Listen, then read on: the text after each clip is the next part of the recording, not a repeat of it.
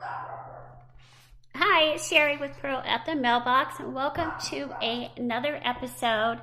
As usual, a disclaimer: this is not about medical or psychological or professional advice of any form. This is just me as a human trafficking survivor trying to educate about the grooming process. And again, I am home with my dogs, so you will hear them bark. This is just reality.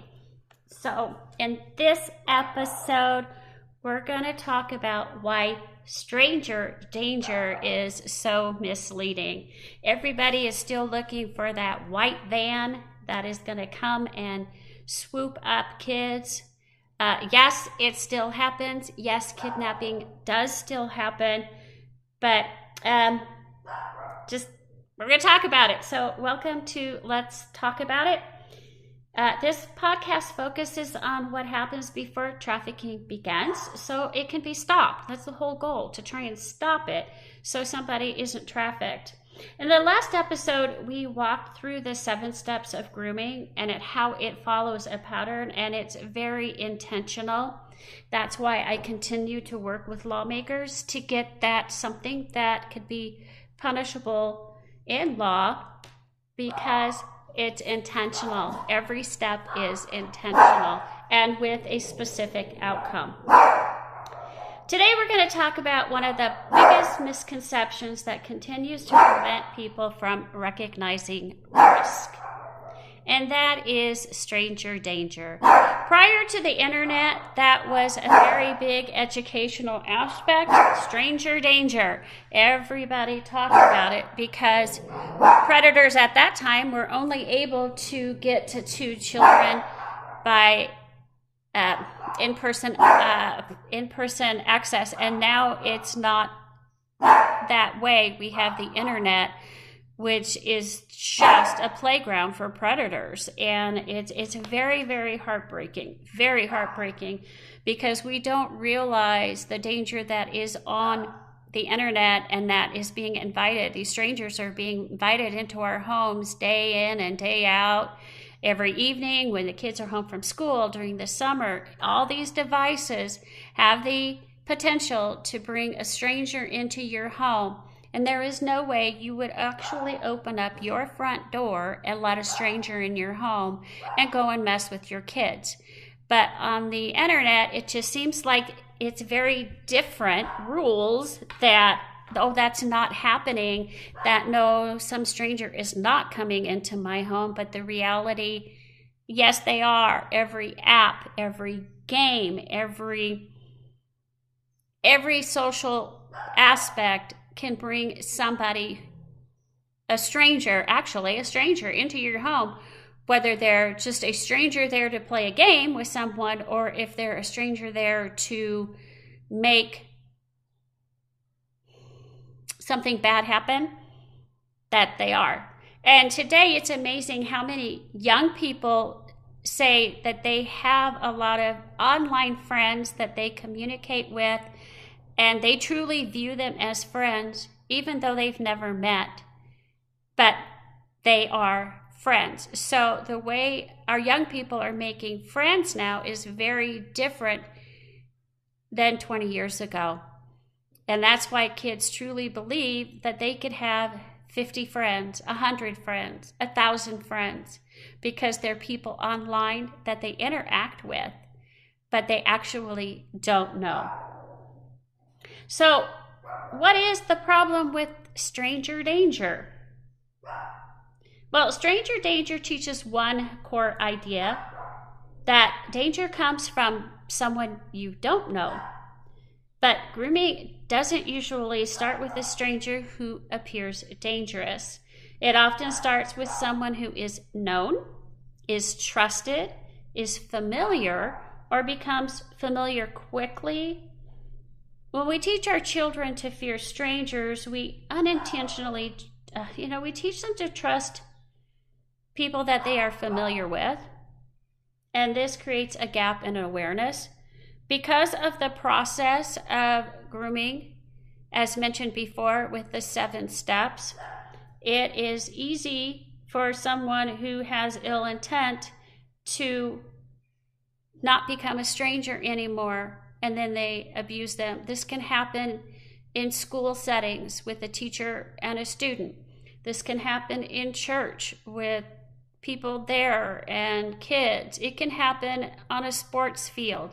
Anywhere that the adult is viewed as okay and not a stranger, a lot of these individuals that are actually out there to create this fake narrative that they are not a stranger to you, the parents, or to your child, it kind of puts your guard down a little bit, because everybody's still looking for the creepy guy in the van. You know, that may be a metaphor, but they're looking for somebody that doesn't know the family, doesn't know the children in the family, doesn't know anything about the child or the home dynamics, and so they're just going to swoop in and take the child. And again, yes, kidnapping does happen, and people are kidnapped and forced into trafficking that way. I don't ever want to say that that does not happen, but the majority of these cases happen because a relationship has been built. And a groomer who is really set on going after a particular child or young adult, especially with a child, because they're still at home, the parents are going to be groomed also. And this happens a lot with single mothers, because they're busy, they're running a household, they're working, there's no dad in the home, and it creates a great opportunity for people with bad intentions to become a good guy, so to speak, someone that's very helpful, someone that offers free babysitting, that gives a mom a break, that watches the kids, does sleepovers with the kids, all to make it appear like, hey, I just want to help you. I know that you're really busy, and I just want to give you a break. Now, there are really good people out there that do this, that they really do care, and they want to just help a family out. So I'm not saying that every situation is like this, and there's always something bad coming when there's a caring person that wants to help a family out that may have a single parent.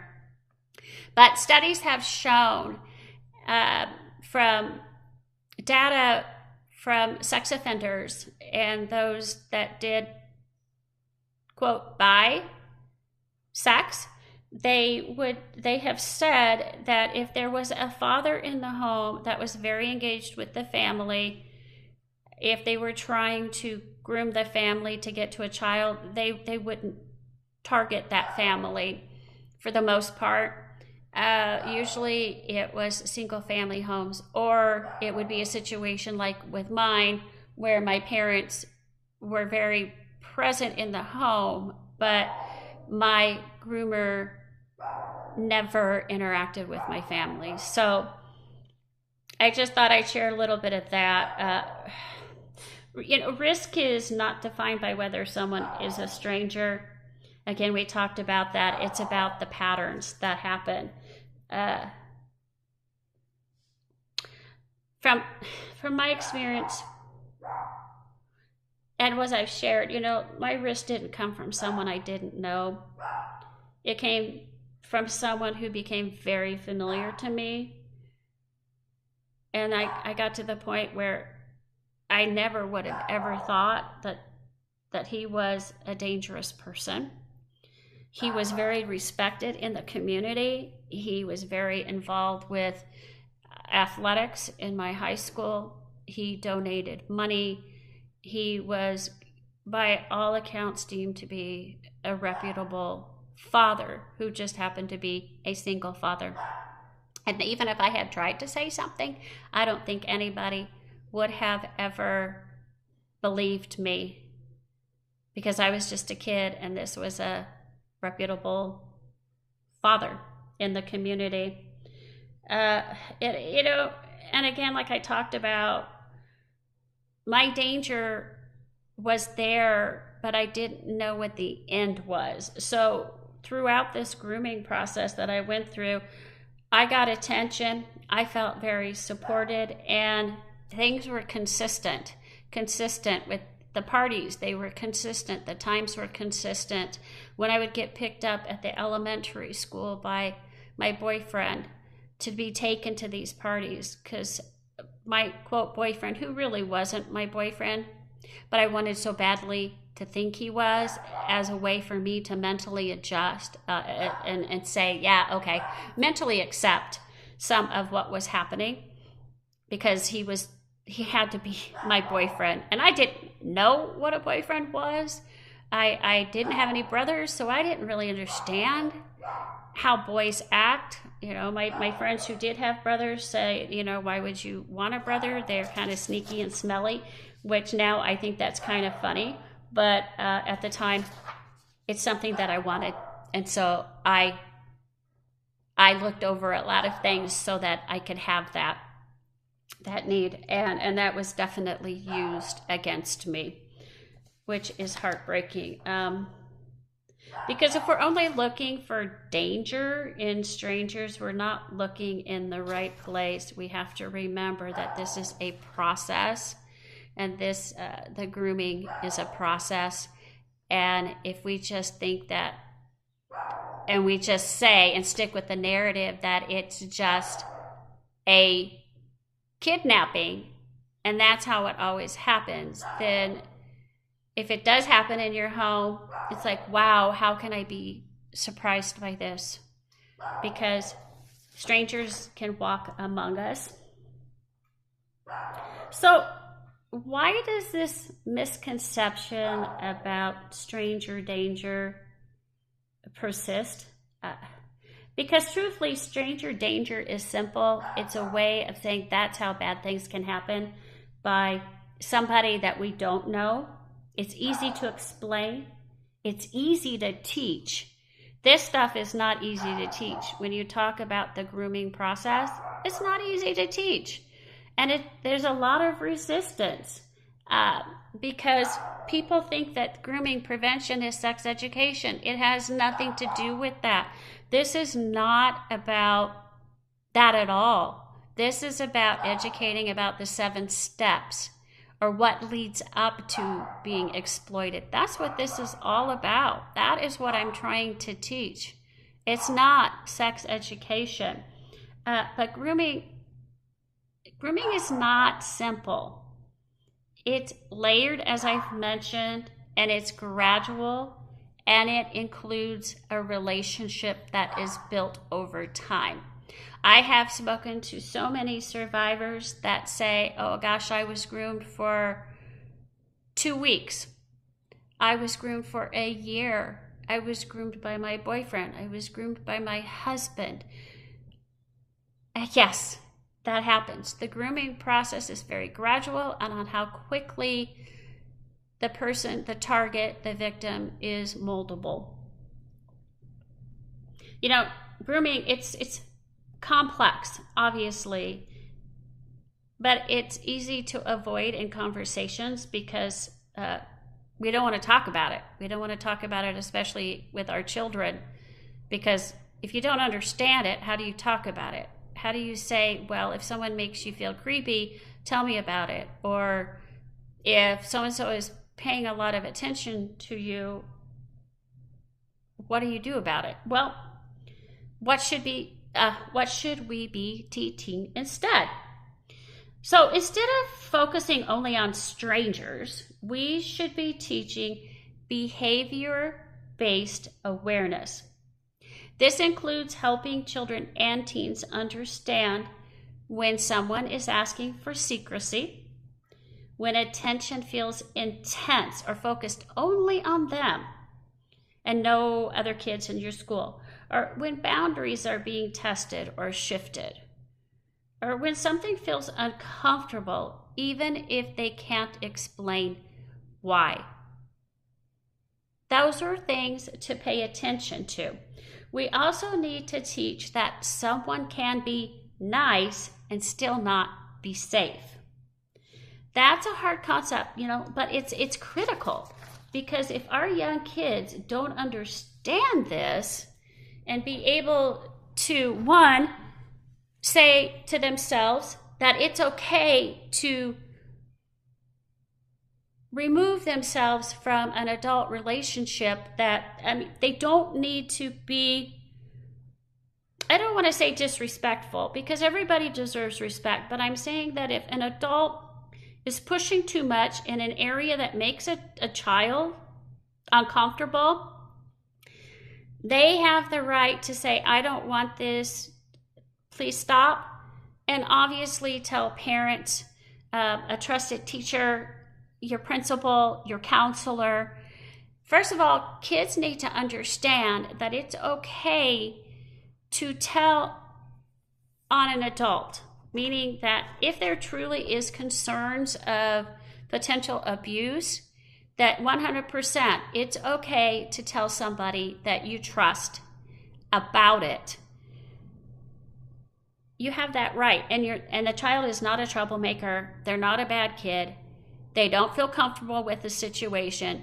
But for generations, we're always taught that kids do not question adults ever. And I think kids should have the right to question adults when it's a dangerous situation.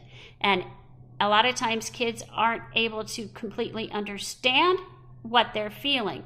But if they're feeling something off, it's worth talking to parents about. So the role of trusted adults.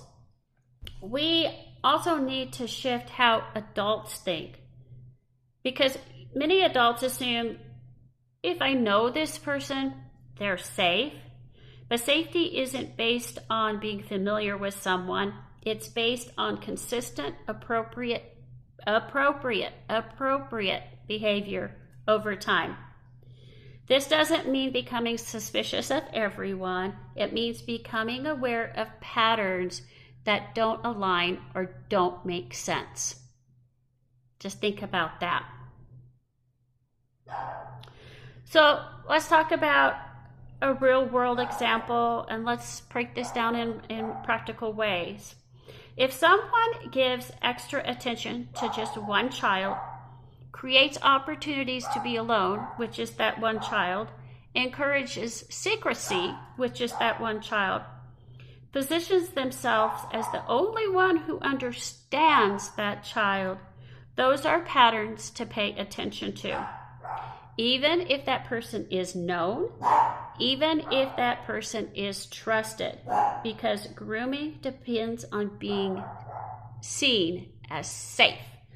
What I mean by that, because grooming depends on being seen as safe.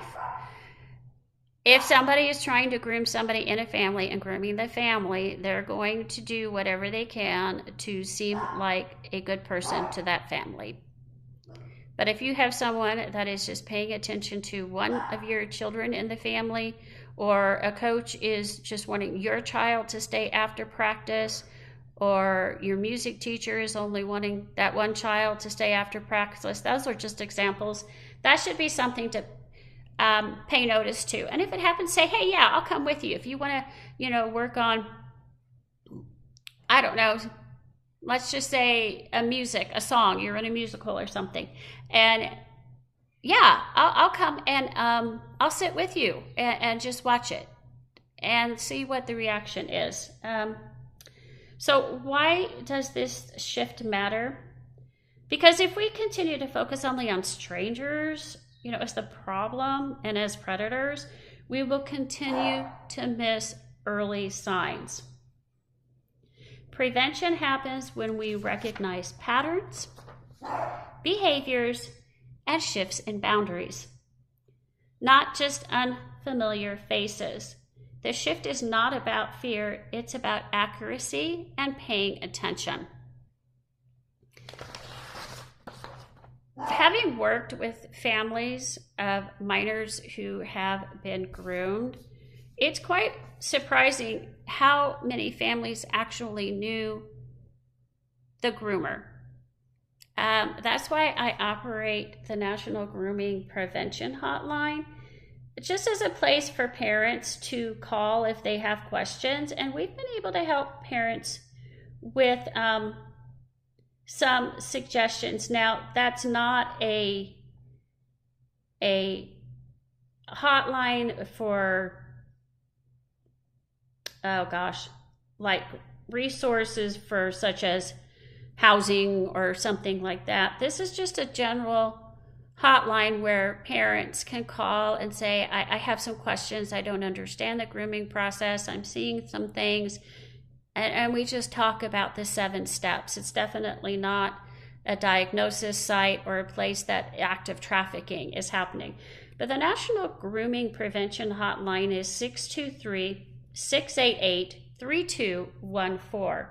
Now, obviously, if there's anything such as grooming has already happened, trafficking has happened, then you want to call the National Human Trafficking Hotline, and I'm going to pull that up here in just a second, because they can actually help you with resources and connect you with the proper authorities. And that number is, where to go? Well, online it's the Human Trafficking Hotline, but I believe it's 888. You would think that, 888-373-7888. Lots of 8s. You would think that I'd have that memorized, but I don't. But those are resources there. Again, as I've mentioned before, my books are very, very helpful as resources, so you can always check those out online. And definitely visit pearl@themailbox.org, all spelled out. It's not an @ symbol, it's the word @ A-T. A lot of information there, and it's important to understand the grooming process. And I do speak a lot. I do have a great certification program that's about 3 hours long, where we talk in depth about the 7 steps and what to do and things like that. So you might want to check that out too. So let's just talk here in closing real quick. Stranger danger, was never meant to harm anybody. It was a great term back in the day when the internet wasn't really around, but it's no longer enough. We need to move beyond it.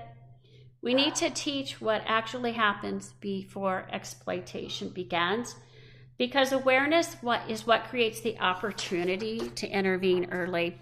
And getting used to and being aware of what the 7 steps are can make a great difference in being able to possibly spot something. Heaven forbid it happens in your home. But anyway, just thank you so much, and I will be back next week for another episode.